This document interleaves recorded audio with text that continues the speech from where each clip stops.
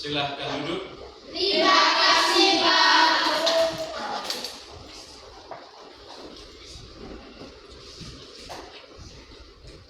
Baik, sebelum kita mulai dengan kegiatan pembelajaran kita hari ini, mari kita awali dengan doa. Satu orang dipimpin doa. Apa kabar hari ini? Baik dan luar biasa.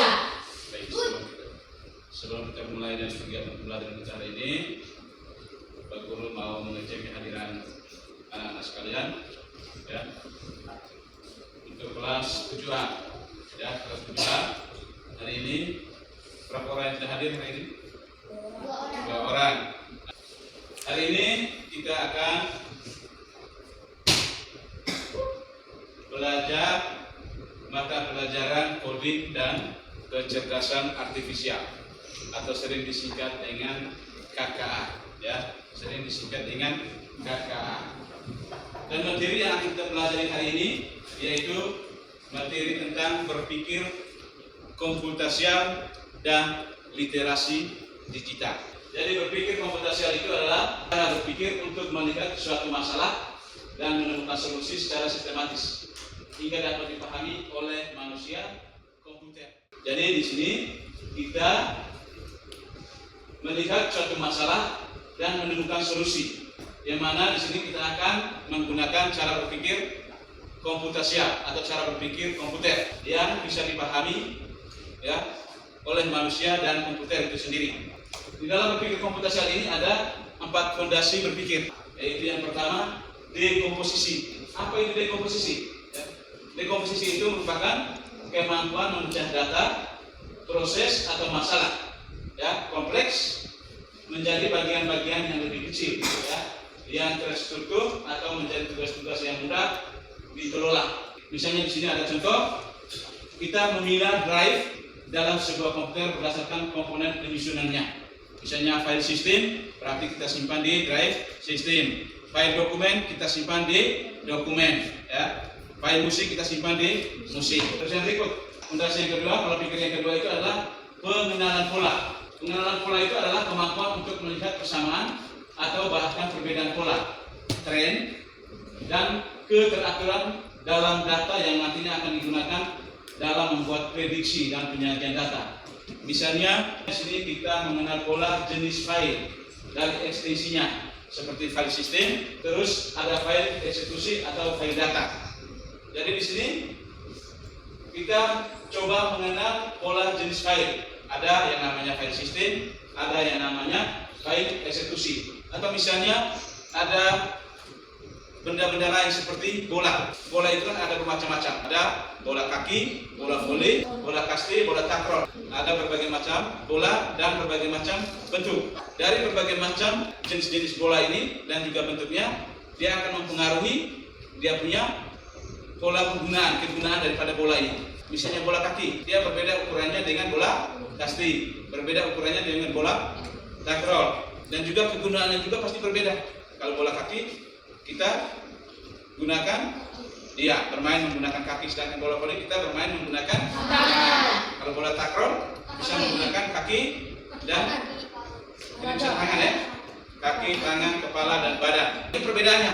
Kesamaannya itu adalah dia bisa menggelinding atau kita bisa guling dia, ya.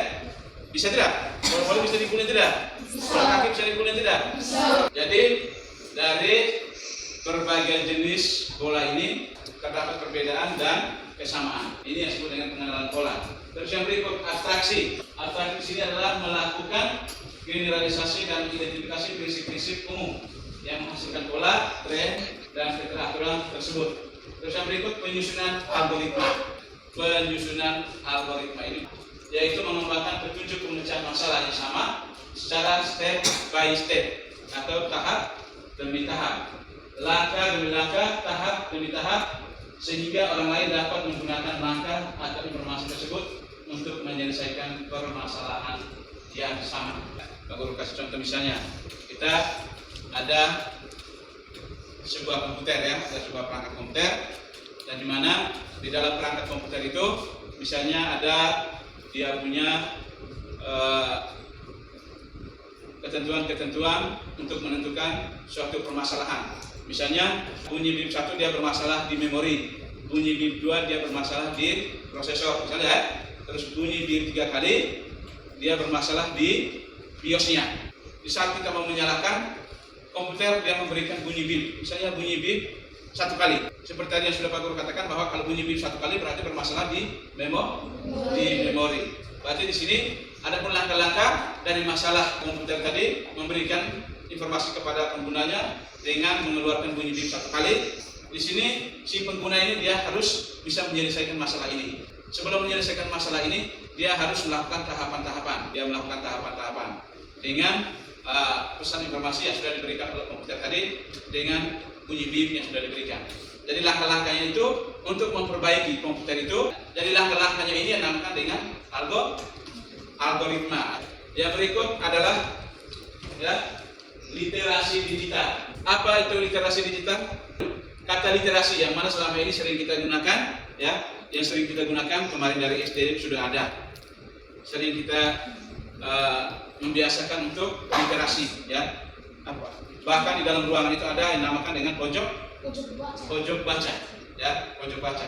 Apa itu kata literasi? Literasi adalah kemampuan membaca dan menulis. Sedangkan literasi digital sendiri itu adalah kemampuan menggunakan teknologi digital secara bijak, aman, dan bertanggung jawab. Yang pertama yang akan kita pelajari di dalam literasi digital ini, yang pertama itu adalah pengenalan internet. Ini kita akan belajar tentang fungsi dan cara aman mengakses informasi. Pasti semua sudah pernah akses internet, menggunakan jaringan internet. Sudah atau belum? Sudah ya? Kalau sudah pernah menggunakan jaringan internet, bisa minta untuk menyebutkan fungsi kegunaan daripada internet. Untuk apa? Yang pertama, kita bisa mencari dan mendapatkan materi pembelajaran yang kita inginkan, yang mau kita cari, yaitu kita manfaatkan jaringan internet untuk belajar. Ada yang lain? Ada banyak manfaat atau fungsi daripada internet, baik itu dari segi pendidikan, baik itu dari segi pendidikan maupun pertahanan dan keamanan, dan juga di bidang bisnis, bisnis. Sekarang Gojek atau ojek online itu orang sudah menggunakan jaringan internet. Terus yang berikut bisnis makanan, orang juga sudah menggunakan internet. Juga besar orang antar. Yang kedua, etika digital. Harus sopan saat kita berkomunikasi online, menghargai hak cipta orang lain, terus menjaga privasi kita. Terus yang berikut, keamanan data. Keamanan data di sini misalnya kita ada akun atau ada email kita. Ada misalnya kita membuat akun, membuat email. Di dalam email kita itu, di akun kita itu berisi tentang data-data pribadi kita. Jadi akun itu harus memiliki kata sandi atau password yang kuat, yang tidak mudah diketahui oleh orang lain. Terus yang berikut, kita tidak boleh membagikan data pribadi kita. Jadi itu merupakan materi tentang berpikir komputasial dan literasi digital. Sekarang kita coba membuat sebuah permainan sederhana. Jadi misalnya di sini, misalkan Pak Guru ini adalah robot. Setelah itu Anda memerintahkan robot dengan menggunakan komputer untuk melakukan sesuatu. Misalnya di sini Anda memerintahkan untuk mengambil mouse. Jadi perintahnya itu harus jelas. Artinya bahasa yang mudah dipahami oleh komputer, sehingga komputer perintahkan robot untuk melaksanakan perintah yang Anda berikan. Misalnya di sini Anda memberikan perintah robot untuk mengambilkan mouse yang ada di depan. Kira-kira perintahnya seperti apa? Robot, tolong ambil mouse di depan meja. Maaf, perintah Anda kurang jelas. Biskan? Robot, tolong ambilkan mouse di atas meja. Maaf, perintah Anda kurang jelas. Jadi ada dia punya langkah-langkahnya. Misalnya, jadi robot itu kan tidak sama seperti manusia. Ya tidak? Ya. Perintahnya harus jelas. Misalnya ada mouse di atas meja, maju ke depan 4 langkah, ambilkan mouse di atas meja. 1, 2, 3, 4. Setelah 4 langkah, dia ambil mouse di atas meja. Jadi perintahnya harus jelas. Tidak bisa kita langsung perintahkan robot, tolong ambilkan mouse di atas meja. Meja ada di sebelah mana. Robot tidak tahu apakah ada di samping kiri atau samping kanan. Robot tidak sama seperti kita manusia. Jadi robot bisa melakukan perintah kecuali perintah yang kita berikan itu adalah jelas. Misalnya ada di depan robot, berarti kira-kira berapa langkah yang harus dia bergerak maju untuk sampai ke titik tersebut. Bisa paham? Bisa. Terus yang berikut, Batur akan membawakan LKPD. Jadi dikerjakan dalam bentuk kelompok 5 orang. Silakan langsung bergerak dalam bentuk kelompok. Satu kelompok 5 orang. Ini 5 orang, ini 5, itu 5, ini juga bisa 5.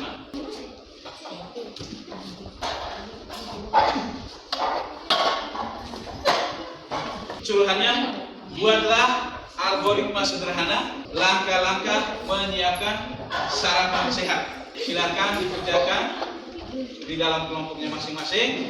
Setelah itu dipresentasikan di depan.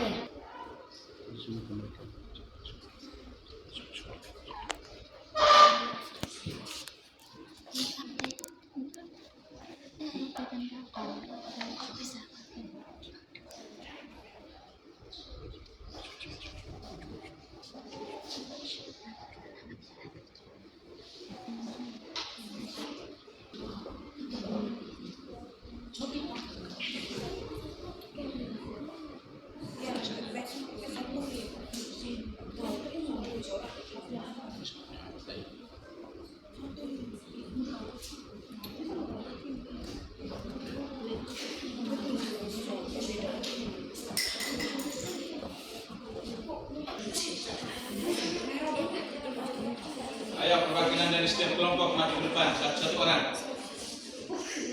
Selamat pagi untuk kita semua. Selamat pagi. Terima kasih atas kesempatan yang diberikan. Saya perwakilan dari kelompok 4 akan mempresentasikan hasil kerja kami. Buatlah algoritma langkah menyiapkan sarapan sehat. 1. Bangun tidur. 2. Cuci tangan dan menyiapkan peralatan masak. 3. Rebus air untuk membuat teh. 4. Masak nasi atau membuat telur. 5. Sajikan sarapan di meja. 6. Rapikan dapur. Terima kasih. Ya, tepuk tangan untuk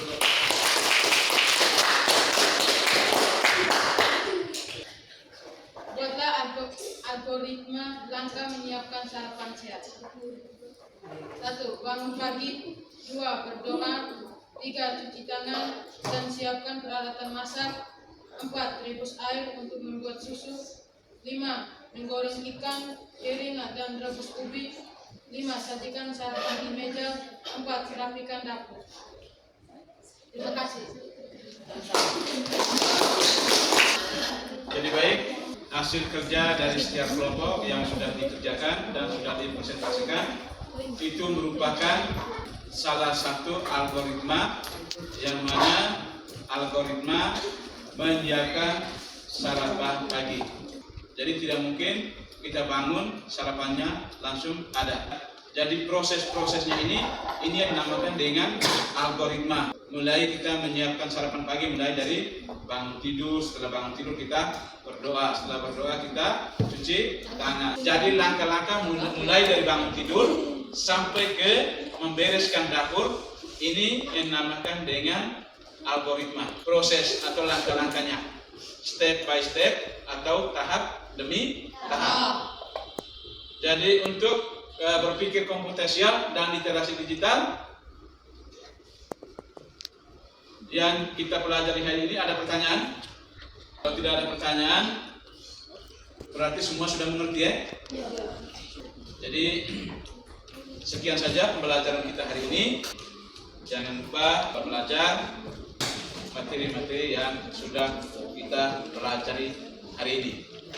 Sekian, selamat pagi. Mari kita tutup kegiatan kita dengan doa.